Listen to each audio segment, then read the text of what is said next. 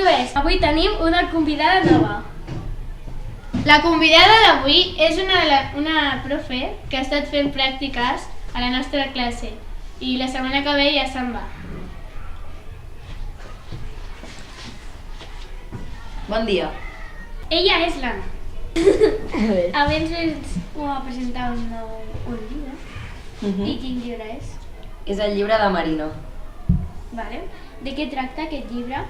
Doncs tracta d'un noi que es diu Òscar Drai, que viu en un internat a Barcelona, en el barri de Sarrià, i cada tarda s'escapa de l'internat per passejar pels boscos i va descobrint coses. I un dia descobreix una casa que hi acaba entrant i passa un seguit de coses, acaba tornant a aquella casa i coneix a Marina, una noia de la seva edat, més o menys, amb la qual comparteixen moltes aventures, molts secrets i una història que no us puc explicar perquè si no perd la gràcia del llibre. Aquest llibre pertany a alguna col·lecció?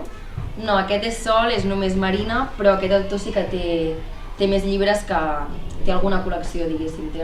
Sembla que té una col·lecció de 3 llibres o alguna altra, no recordo. Quina part és la que més t'agrada del llibre? La meva part preferida del llibre és el principi, perquè des del primer capítol ja t'enganxa i són aquests capítols que vas veient que ja passarà alguna cosa molt interessant però encara no acaba d'arribar, i és el misteri aquest de l'inici de saber que estàs a punt de llegir una cosa molt emocionant.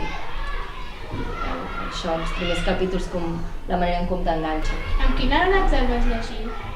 Me'l vaig llegir quan anava a quart d'ESO, que devia tenir uns 15 anys, no? Sí. 15, 14, 15, 16, no me'n recordo.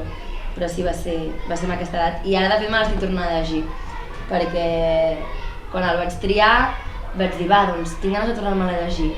I ara me l'estic tornant a llegir.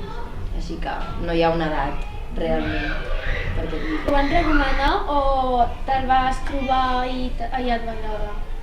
Era una lectura obligatòria de quart, de fet aquí ho posa, quart B.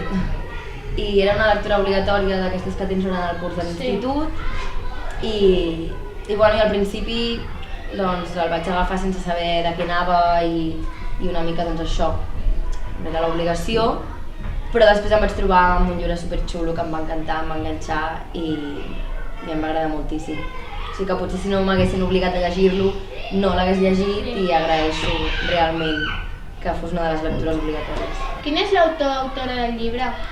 És un autor que es diu Carlos Ruiz Zafón, és un autor molt reconegut a tot el món i que va néixer a Barcelona.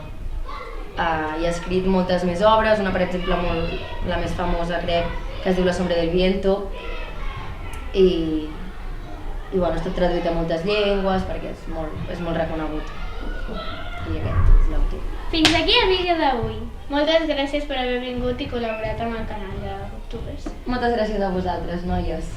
Adeu! No s'oblideu de subscriure-vos, Activar la campaneta per no perdre's ningú dels nostres vídeos deixar els comentaris si us heu llegit aquest llibre i recordeu també deixar als comentaris preguntes perquè aviat farem un vídeo de preguntes i respostes.